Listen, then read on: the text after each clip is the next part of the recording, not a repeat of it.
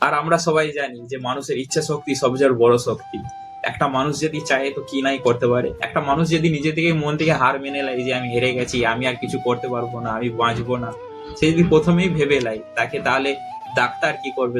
কোনো পৃথিবীতে কোনো ডাক্তারও বাঁচাতে পারবে না, আর ভগবানও তাকে রক্ষা করাতে পারবে না। ঠিক আছে, মানুষের মনোবল সবচেয়ে বড় বল, আমরা তো সবাই জানি।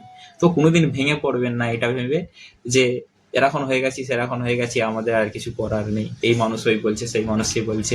মানুষ তো অনেক কিছুই বলবে, কিন্তু কান দিলে হবে না, সবাইকে ইগনোর করুন, ভালো দিনের অপেক্ষা করুন, অবশ্যই ঠিক হবে। আর আমরা সবাই বলে থাকি যে ভগবান চাইনি, ভগবান এ করেনি, ভগবানের দায় দিয়ে দিই। আরে ভগবান সেই দিনই চাইবে যেদিন তুমি চাইবে। ঠিক আছে, তুমি কিছু করার চেষ্টা করো, সেদিন ভগবানও সাথ দেবে, বিশ্বাস করো।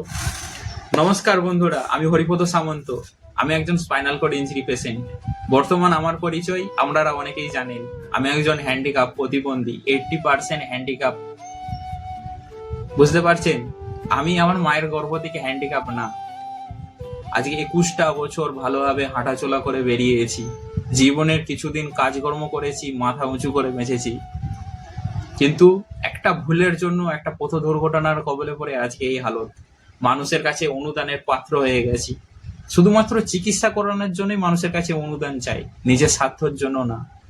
যেটা আমি করাতে পারছি না, হয়তো মানুষ আমাকে সাহায্য করলে আমি সুস্থ হতে পারি, আমি কাজকর্ম করতে পারি, তাই মানুষের কাছে অনুদান চাই। কিন্তু নিজের স্বার্থের জন্য আমি মানুষের কাছে অনুদান চাইনি যে মানুষ সাহায্য করবে, সেই পয়সায় আমি খাওয়া দাওয়া করবো, ব্যাংক ব্যালেন্স বানাবো, এরকমের জন্য চাইনি। আমি মানুষের কাছে এইটাও বলেছি যে আমাকে সাহায্য করুন আমার চিকিৎসার জন্য, বা আমাকে চিকিৎসার ব্যবস্থা করে দিন, আমাকে পয়সা দিতে হবে না, আমাকে চিকিৎসার ব্যবস্থা করে দিন, আমি যেন কাজ করে মাথা উঁচু করে সমাজে বাঁচতে পারি। কেননা অনেক মানুষেরাই তো ভাবে, প্রায় মানুষেরাই ভাবে, সবার কথা বলছি না, প্রায় মানুষেরাই ভাবে যে হ্যান্ডিক্যাপ মনে এই সমাজে একটা দয়ার পাত্র, কাজকর্ম করতে পারে না, মাথা উঁচু করে বাঁচার অধিকার নেই ওদের। ওদেরকে তো মানুষের অনুদানেই বেঁচে থাকতে হবে।